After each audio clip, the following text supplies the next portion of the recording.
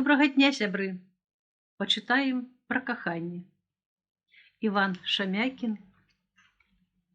крыніцы. Праходзячы праз школу, Наталя Пятроўна убачыла асветленыя вокны дырэктарскай кватэры і спынілася каля ўваходу ў школьны двор, дзе сыходзіліся шматлікія сцежкі, пратаптаныя вучнямі. Вокны прываражвалі яе. Яна не магла адарваць ад іх вачэй, як дзіця ад прываблівай таямніцы. Што там у гэтых пакоях за гэтымі простымі фіранкамі? Калыхнулася ў адным акне постаць чалавека. Яна адчула, як моцна забілася яе сэрца. Гэта ён. А што ён робіць? Адзін ён ці з кем-небудзь? І недзе у глыбіні душы шавяльнуліся штосьці жаночае, раўнівае, пачуццё, якога яна даўно не ведала ўжо. Думаючы гэтак, яна непрыкметна для сябе апынулася на школьным двары, па другі бок агароджы. Сэрца яе з кожным крокам білася ўсё мацней і мацней. Яна аглянулася. Цяпер немагчыма адступаць, а раптам хто-небудзь назірае за ёй. А што я скажу, калі зайду? Як растлумачу сваё з'яўленне? У яе заняло дыханне, яна праціснула рукі да грудзей. Я скажу, што я шукаю Валатовіча, што трэба тэрмінова машынак ці конь, каб завесці ў бальніцу хворага. Яна ўзрадавалася гэтай нявіннай хлусні і рушыла ўперад. А навошта табе ісці? Пытаўся яе голас розуму. Але яна адагнала яго, стараючыся перахітрыць самую сябе. Я толькі гляну, як ён жыве. Мне ні разу не давялося пабыць у яго кватэры. А мне ж цікава, як ён жыве. Яна спынілася перад ганкам, адчуўшы здрадлівую цяжкасць у нагах, быццам да іх падвесілі пудовыя гіры. А калі ён пачне дапытвацца, хто? Я не адкажу і пабягу назад, вырашыла яна, каб падбадзёрыць сябе. Але ён нічога не спытаў. Ён адчыніў адразу і так хутка, што яна не ўправілася апомніцца і не здзівіўся ні кроплі, убачыўшы яе. Вельмі ўзрадаваўся, быццам доўга чакаў. Засумаваў, але цвёрда верыў, што яна абавязкова прыйдзе. Наташа, прашаптаў ён і тут жа на парозе абняў і пацалаваў яе ў вусны. Яна не адштурхнула яго, але ёй чамусьці захацелася плакаць. Слёзы душылі яе. Яна не магла вымавіць ні слова, пакуль Міхась Кірылавіч, абняўшы за плечы, вёў яе ў пакой. Тут яна яму усміхнулася і вінавата і збянтэжана. А ён зноў пачаў цалаваць яе вусны, шокі, вочы. Тады яна сказала: «Міша, не трэба, я толькі што ад дыфтэрыйнага хворага». «Вось і добра, няхай я памру, як дыму ад дыфтэрыі, ад коклюшу, ад усіх дзіцячых хвароб, ад усіх». «Навошта табе паміраць?» «Сапраўды, навошта мне паміраць, калі ў мяне такое шчасце?» Ён развязаў ёй хустку, памог распрануць паліто. Яна стаяла пасярод пакоя, стройная, як дзяўчына, у зялёным шарсцяным плацці і спрытна па-дамашняму прыгожымі рукамі выпраўляла свае цудоўныя валасы, якія раніцай былі наспех закручаны ў вялікую пышную куксу. Міхась, павесіўшы паліто, з замілаваннем любаваўся ёй.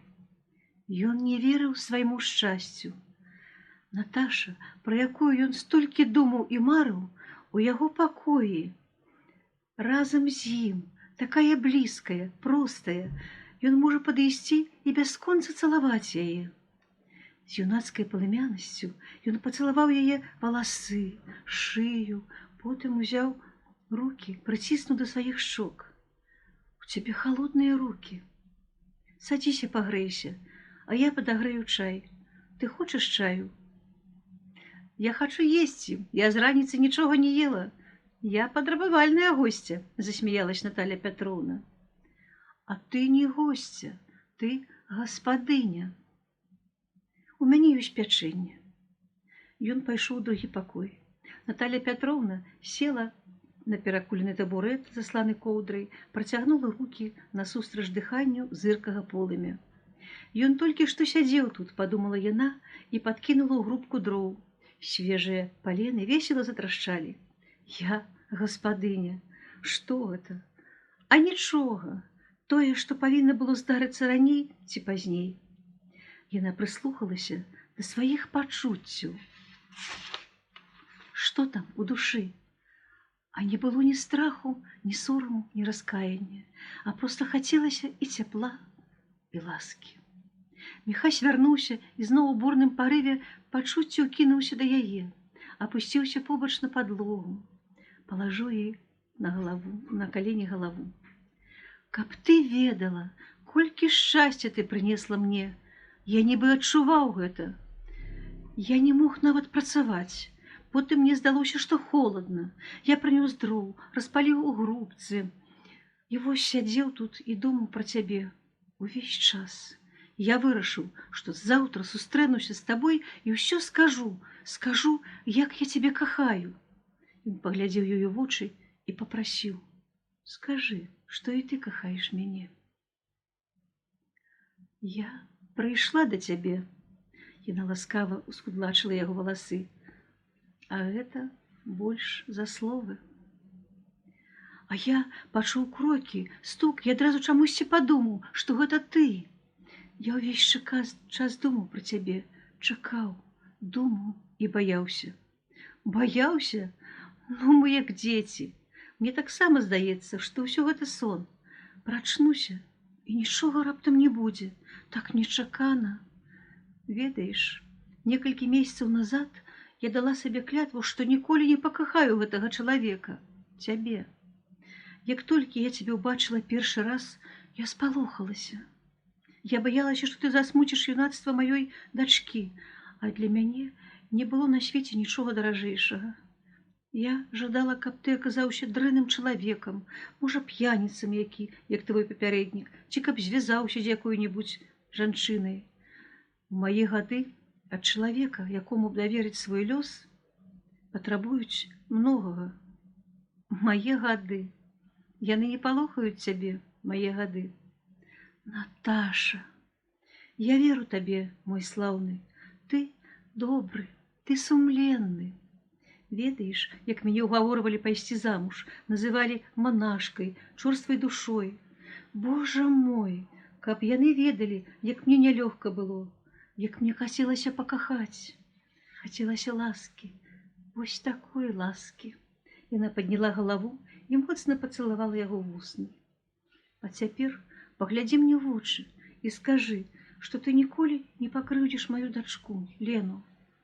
Наташа, не, ну ты скажы. Лена амаль дарослы чалавек.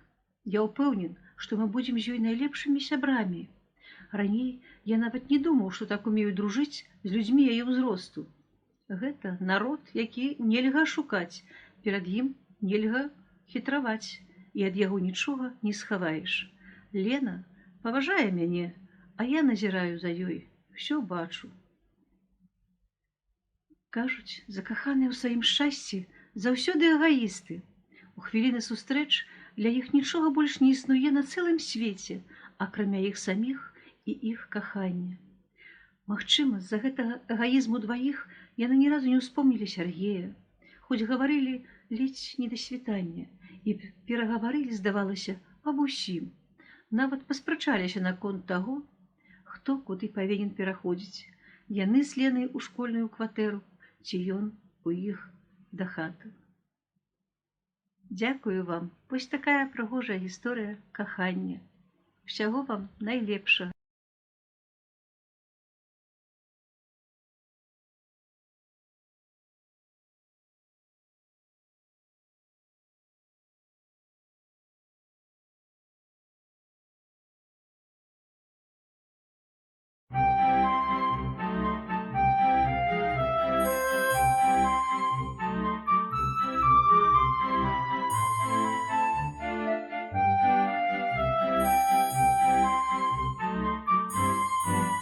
Добрага дня, сябры!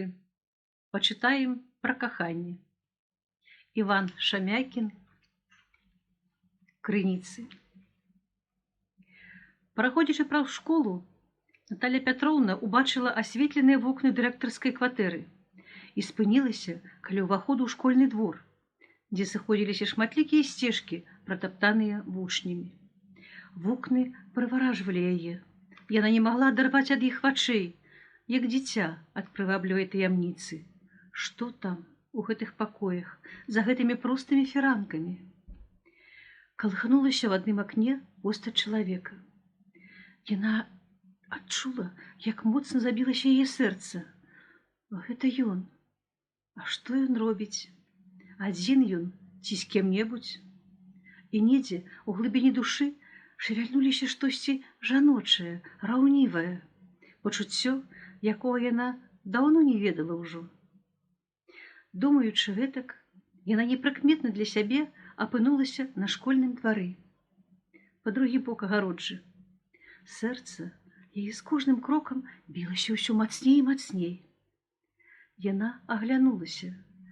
Цяпер немагчыма адступаць, а раптам хто-небудзь назірае за ёй.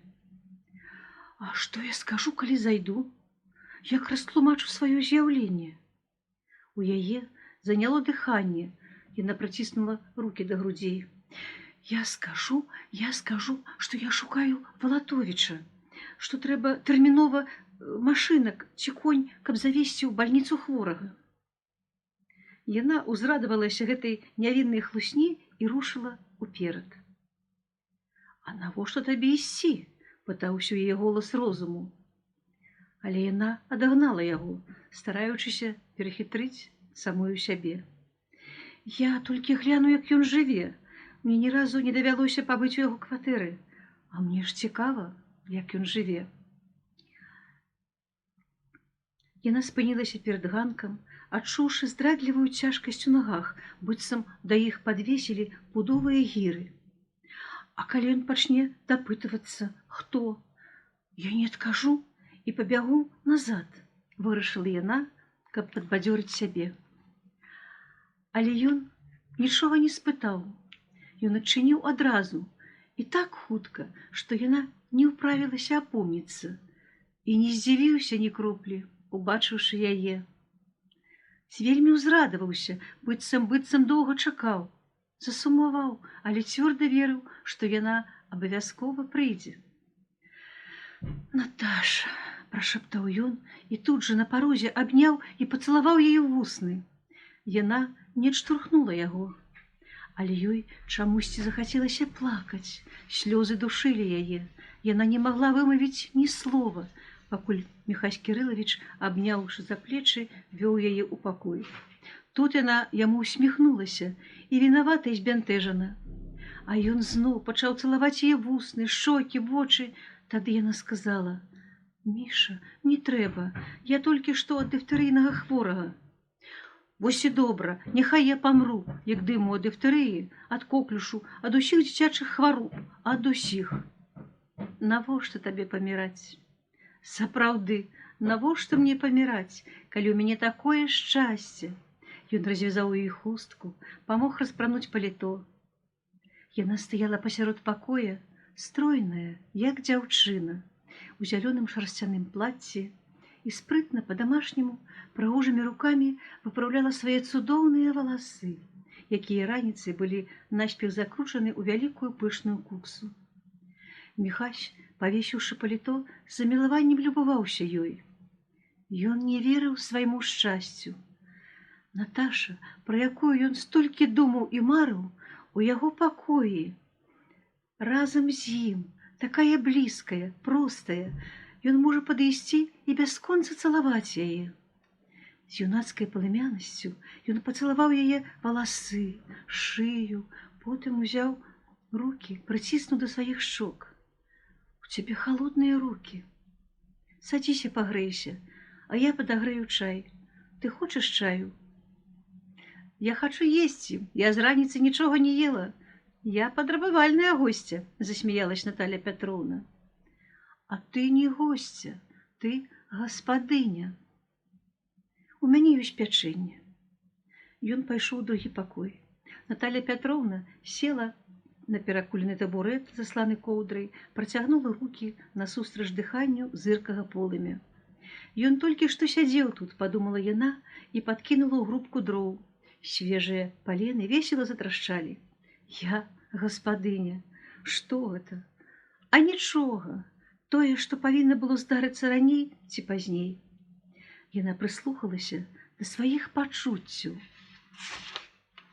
Што там у душы? А не было ні страху, ні сораму, ні раскаяння, а проста хацелася і цяпла, і ласкі. Міхась вярнуўся і зноў у бурным парыве пачуццяў кінуўся да яе, апусціўся побач на падлогу, палажыў ёй на калені галаву. Каб ты ведала, колькі шчасця ты прынесла мне, я нібы адчуваў гэта. Я не мог нават працаваць. Потым мне здалося, што холадна. Я прынёс дроў, распаліў у грубцы. І вось сядзеў тут і думаў пра цябе увесь час. Я вырашыў, што заўтра сустрэнуся з табой і ўсё скажу, як я цябе кахаю. Ён паглядзеў ёй у вочы і папрасіў: скажы, што і ты кахаеш мяне. Я прыйшла да цябе. Яна ласкава ускудлачыла яго валасы. А гэта больш за словы.